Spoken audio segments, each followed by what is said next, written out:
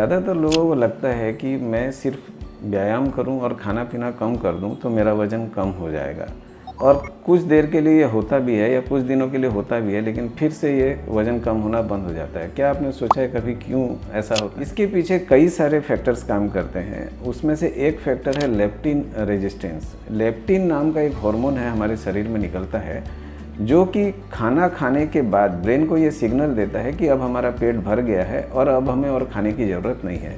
लेकिन कुछ कंडीशंस में इस लेप्टिन हार्मोन के अगेंस्ट में हमारे ब्रेन में रेजिस्टेंस पैदा हो जाती है। मतलब लेप्टिन निकल तो रहा है लेकिन ब्रेन उसे सेंस नहीं कर पाता और आदमी और ज़्यादा खा लेता है, और ज़्यादा खाने की वजह से फिर उसका वज़न कम नहीं हो पाता। तो इस लेप्टिन रेजिस्टेंस को कैसे करके कम करें, इसको कैसे तोड़ें, आइए जानते हैं इसके बारे में।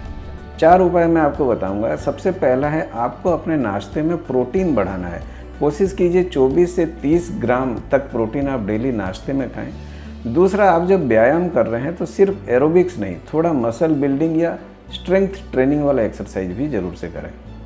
तीसरा है, आपको अपने ट्राइग्लिसराइड्स को कम करना है। उसके लिए आपको रिफाइंड कार्बोहाइड्रेट जैसे मैदा, सूजी या मिठाइयाँ कम खानी है। और चौथा है स्लीप हाइजीन।